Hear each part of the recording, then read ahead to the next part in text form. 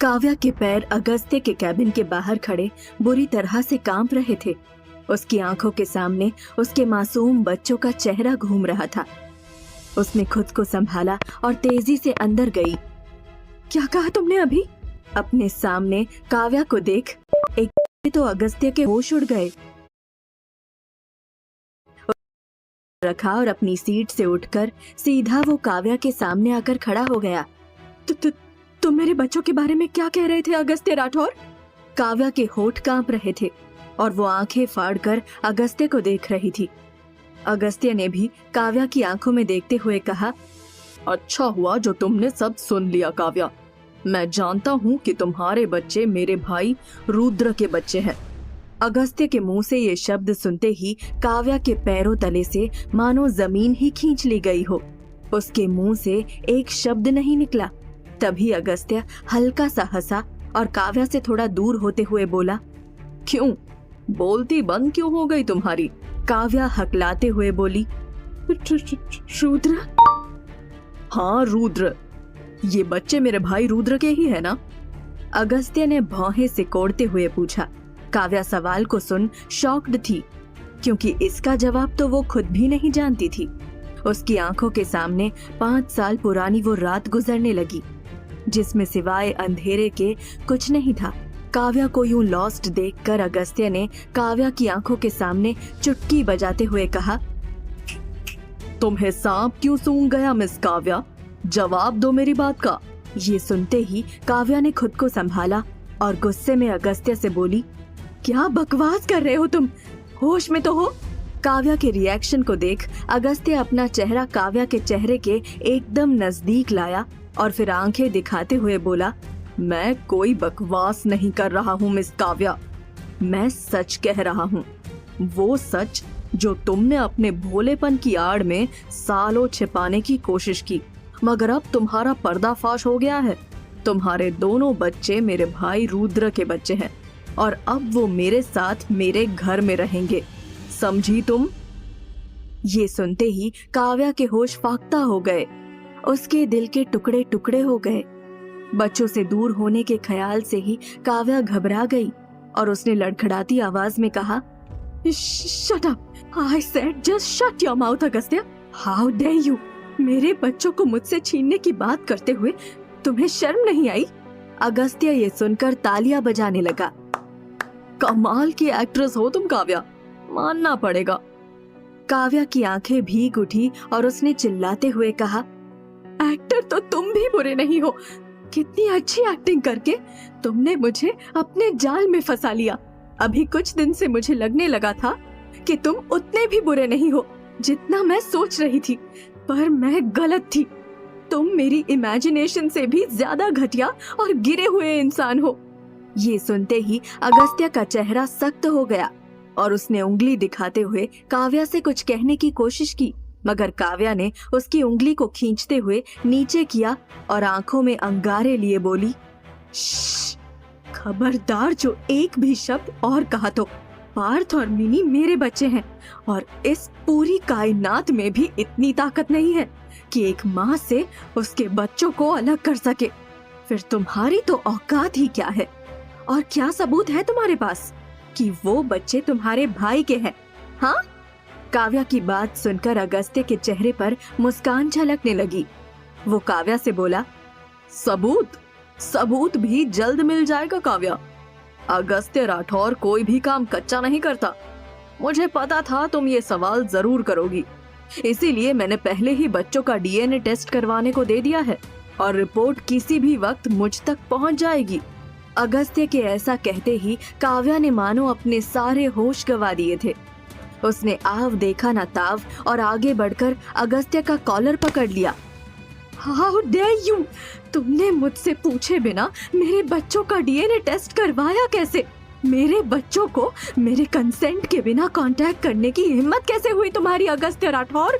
अगस्त्य ने खुद को काव्या से छुड़वाया और दूर धकेलते हुए कहा, मेरे नजदीक आने की कोशिश मत करना। कोई शौक नहीं है मुझे तुम जैसे घटिया आदमी के नजदीक आने का। तुम्हारी हर हरकत का जवाब अब पुलिस तुम्हें देगी। देखना चाहते हो एक माँ क्या कर सकती है? तो अब देखो। इतना कहकर काव्या पलटी थी कि अगस्त्य की हंसी के ठहाकों ने उसके बढ़ते कदम रोक दिए। तभी अगस्त्य पीछे से बोला, पुलिस स्टेशन, तुम वाकई इतनी स्टूपिड हो या बस स्टूपिडिटी का नाटक कर रही हो? अगस्त्य की बात सुनकर काव्या पलटी और हैरानी से उसे देखने लगी। अगस्त्य ने बहुत आराम से कहा, ये गलती मत करना काव्या, मैं दी अगस्त्य राठौड़ हूँ। मेरे एक कॉल पर ना सिर्फ वो बच्चे मेरे पास होंगे, बल्कि मैं चाहूँ तो तुम्हें इस शहर, इस देश से चुटकी में बाहर फेंकवा सकता हूँ। मुझसे जीत पाना नामुमकिन है तुम्हारे लिए। अगस्त्य की धमकी से काव्या अंदर तक हिल गई, मगर उसने अपने चेहरे पर एक भी शिकन नहीं आने दी। वो बड़े सख्त लहजे में अगस्त्य से बोली, मिस्टर अगस्त्य राठौर, तुम पावरफुल हो इसका मतलब ये नहीं है कि कानून तुम्हारी खरीदी हुई जागीर बन गया है। ऐसा कोई कानून नहीं है जो एक माँ की आवाज ना सुने, उससे उसके बच्चों से अलग कर सके। कहते हुए काव्या ने अगस्त्य की आंखों में आंखें डालते हुए कहा, और ये जो तुमने मेरी जानकारी के बिना मेरे बच्चों से मिलने की और उनका डीएनए कराने की हिम्मत की है ना, इसी की वजह से तुम अब जेल जाओगे। I will sue you for this. Kavya की बात से एक पल को अगस्त्य भी सोच में पड़ गया। ये कहकर काव्या गुस्से में कैबिन से बाहर जाने के लिए पलटी। तभी अगस्त्य ने उसका हाथ पकड़कर उसे अपनी तरफ खींचा। काव्या उसकी हरकत देख हैरत में पड़ गई और खुद को अगस्त्य की पकड़ से छुड़वाने के लिए छटपटाने लगी। तब अगस्त्य ने बड़े घमंड से काव्या से कहा, जब तक डीएनए रिपोर्ट नहीं आ जाती तुम इस कैबिन से बाहर नहीं जाओगी, समझी? अगस्त्य का ये रूप देख काव्या शॉक्ड रह गई। उसने हाथ छुड़ाने की कोशिश करते हुए कहा, हाथ छोड़ो मेरा, तुम मुझे इस तरह रोक नहीं सकते, ये गलत है। काव्या बोल ही रही थी कि अगस्त्य ने कैबिन के दरवाजे पर खड़े गार्ड को इशारा किया और उसने अंदर आकर फौरन दरवाजा लॉक कर दिया। खुद को अगस्त्य के कैबिन में लॉक देख काव्या ने गुस्से में अगस्त्य से कहा, are you out of your mind? खोलो ये दरवाजा और जाने दो मुझे। ये सुनते ही अगस्त्य गुस्से में काव्या से बोला, अगस्त्य राठौर ने जो कह दिया सो कह दिया, समझी? अब चुपचाप खड़ी रहो जब तक डीएनए रिपोर्ट्स नहीं आ जाती। अभी अगस्त्य काव्या का हाथ पकड़कर उसे धमका ही रहा था कि उसके फोन की घंटी बजी। तो अगस्त्य काव्या से बोला, वेट इज ओवर, अब दूध का दूध और पानी का पानी हो जाएगा। अगस्त्य ने एक्साइटमेंट में कॉल रिसीव करते हुए कहा, हाँ आलोक, रिपोर्ट्स आ गई। तभी दूसरी तरफ से आलोक की आवाज आई, हाँ सर, रिपोर्ट्स तो आ गई मगर। कहते कहते आलोक चुप हो गया। ये बात अगस्त्य को थोड़ी अजीब लगी। उसने जल्दी से पूछा, क्या बात है आलोक? बच्चों का डीएनए रुद्र के डीएनए से मैच हो गया है ना? जहां अगस्त्य आलोक से ये सवाल कर रहा था वहीं काव्या की सांसें अटकी हुई थी। तभी आलोक बोला, नहीं अगस्त्य सर, रुद्र सर का सैंपल मैच नहीं हुआ है, वो बच्चों के फादर नहीं है। अगस्त्य आलोक की बात सुनकर शॉक्ड रह गया। अगस्त्य ने जानबूझकर फोन स्पीकर पर किया था जिससे काव्या भी साफ साफ सुन सके। तभी काव्या ने अपने हाथ छुड़ाने की कोशिश करते हुए अगस्त्य से कहा, सुन लिया ना, वो तुम्हारे भाई के बच्चे नहीं हैं, अब मेरा हाथ छोड़ो। मगर अगस्त्य को अब भी इस बात पर यकीन नहीं हो रहा था। तभी आलोक आगे बोला, मगर मुझे पता चल गया है कि इन बच्चों का बायोलॉजिकल फादर कौन है। आलोक की आवाज में हेजिटेशन महसूस करते हुए अगस्त्य ने पूछा, कौन है उन बच्चों का बाप? तब आलोक ने एक गहरी सांस लेते हुए कहा, आप। ये शब्द सुनते ही अगस्त्य की आंखें फटी की फटी रह गई। शॉक्ड होने से अगस्त्य के हाथ से काव्या का हाथ खुद ब खुद छूट गया और काव्या वहीं काउच पर गिर गई। वो भी उतनी ही हैरान थी जितना कि अगस्त्य। तब अगस्त्य ने हड़बड़ाते हुए आलोक से कहा, मैं? तुम पागल हो गए हो क्या?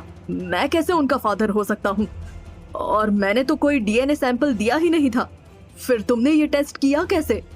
अगस्त्य का सवाल सुन आलोक घबरा गया और बोला, वो सर, जैसे आपको डाउट था कि रुद्र सर उन बच्चों के फादर हैं, वैसे मुझे भी डाउट था कि शायद आप ही उन बच्चों के पिता हैं, इसलिए मैंने आपका हेयर सैंपल आपके घर जाकर आपके रूम से कलेक्ट किया था और देखिए मेरा डाउट ठीक निकला।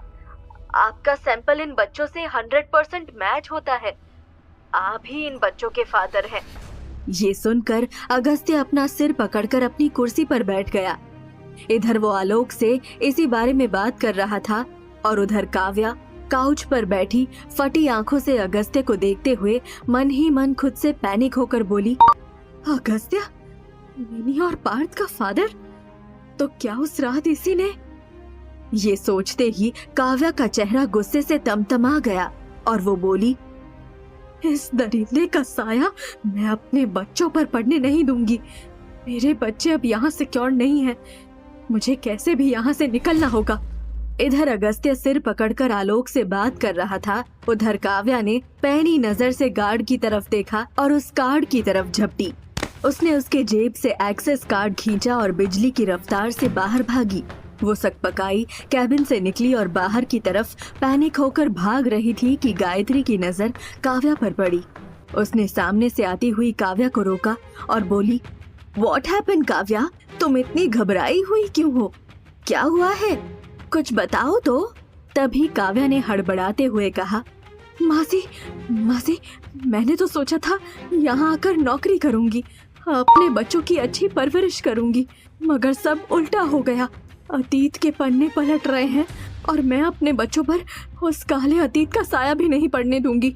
मुझे यहाँ से जाना होगा, हमेशा के लिए जाना होगा मुझे यहाँ से। अब्रॉड में किसी के घर में सफाई भी करनी पड़े तो मैं करूंगी, मगर अब यहाँ एक पल भी नहीं रुकूंगी। काव्या बड़बड़ा रही थी और गायत्री को काव्या की कोई बात समझ नहीं आ रही थी। वो कुछ और पूछे उसके पहले काव्या गायत्री का हाथ छुड़ाकर तेज कदमों से ऑफिस से बाहर चली गई। काव्या पैनिक में भागते हुए बाहर आई और सामने खड़ी एक टैक्सी में बैठकर स्कूल का एड्रेस बताते हुए बोली, भैया जल्दी चलो।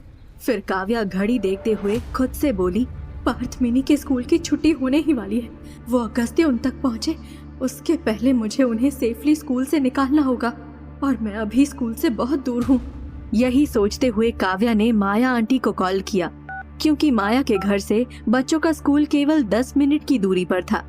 तब काव्या माया से बोली, aunty please do me a favour, आप अभी पार्थ और मिनी को स्कूल से पिक कर लीजिए और मेरे आने तक वहीं पास के मार्केट में छिप जाइए। काव्या की आवाज में डर और इस तरह की बेचैनी देख माया भी तुझे ये नजर क्यों आता नहीं? छिप जाऊं? काव्या ऐसा क्यों बोल रही हो? कोई प्रॉब्लम हुई है क्या? तभी काव्या बोली, वो सब मैं आपको बाद में बताऊंगी आंटी, बस ये समझ लीजिए आज मेरी और मेरे बच्चों की जिंदगी आपके हाथ में है, इसलिए सबसे पहले आप मिनी और पार्थ को स्कूल से लेने जाइए। मुझे वहाँ पहुँचने में 20 मिनट लगेंगे, वहाँ पहुँचकर मैं आपको कॉल करूंगी। इतना कहकर काव्या ने कॉल कट कर दिया और टैक्सी ड्राइवर से पैनिक होते हुए कहा, भैया थोड़ा तेज चलाओ प्लीज। कुछ ही देर में काव्या बच्चों के स्कूल के बाहर पहुंच गई। उसने जल्दबाजी में टैक्सी ड्राइवर को पैसे दिए और छुट्टा लिए बिना ही स्कूल के गेट पर पहुंची। वहां जो उसने देखा उसे देखते ही उसकी सांसें थम गई। माया स्कूल के गार्ड को बाल खींचकर पकड़े हुए थी और वो चिल्ला चिल्ला कर बोल रही थी, ड्यूटी पर सो रहा होगा तू, देख सच बता बच्चे कहाँ है, वरना पुलिस को कॉल कर दूंगी। काव्या घबराते हुए माया के पास पहुंची तो उसे देखते ही माया ने गार्ड के बाल छोड़े और काव्या से रोते हुए बोली, काव्या बच्चे स्कूल में नहीं है। ये सुनकर काव्या के पैरों तले जमीन खिसक गई। उसने गार्ड की तरफ देखा तो वो बोला, मैडम समझाइए अपनी माताजी को, जब आपके बच्चे स्कूल आए ही नहीं हैं तो हम उन्हें वापस कैसे करें। ये सुन काव्या की सांसें रुक गई। क्या वाकई पार्थ और मिनी के गायब होने में अगस्त्य का हाथ है या कोई और है छिपा दुश्मन? अब कैसे डील करेंगे अगस्त्य और काव्या अपने इस सच से? इन सभी सवालों के जवाबों के लिए सुनते रहिए कहानी का अगला भाग सिर्फ पॉकेट FM ऐप पर।